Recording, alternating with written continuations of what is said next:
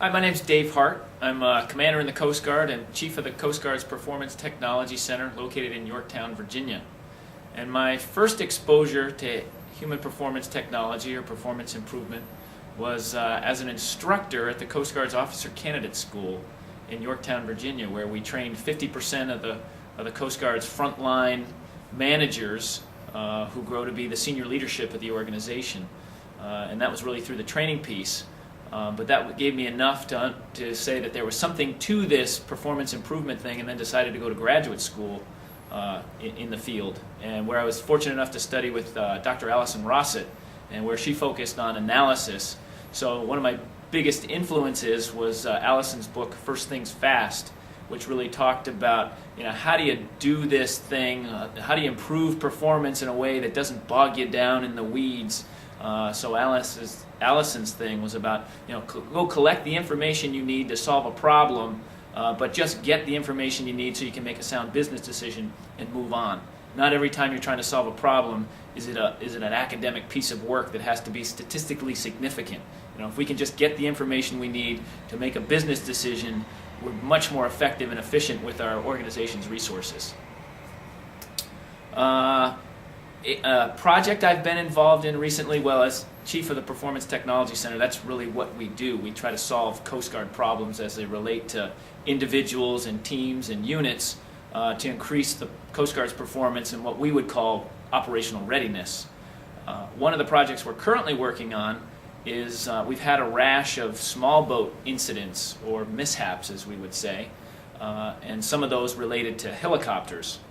We've actually lost some helicopters, and we've lost some crew on those helicopters.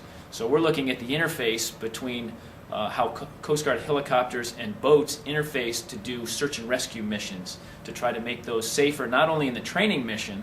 We can make the training mission very safe. The problem is then it doesn't correlate to the real world environment, where they have to deal with weather and vision, night vision, and hazards that would be unforeseen. So we're trying to look at that process and see where we can find some root causes and make it safer overall. And we apply human performance technology to do that. And that's one of the great things about HPT, is that we can apply it to almost anything.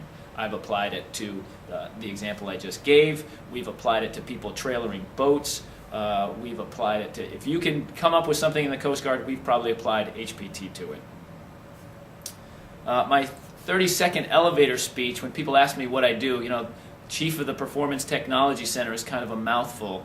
I really tell them we're an internal management consulting business that looks at Coast Guard issues to make the Coast Guard a more efficient and effective place for the taxpayer. We sort of pride ourselves in saying that we are solvers of ill-defined problems. And that's actually something I got from Judy Hale, so I can't take credit for that. But so what we do is, often people come to us and say, I have a problem here. And they may be correct that that's where the actual problem lies, but often we have to peel back the layers of the onion to find out where the actual pain is. And we have a set process to do that, and it allows us to make sure that things are standardized and repeatable.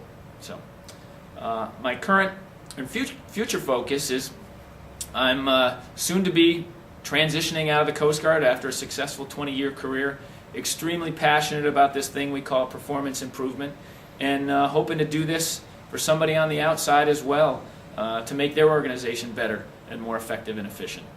Thank you.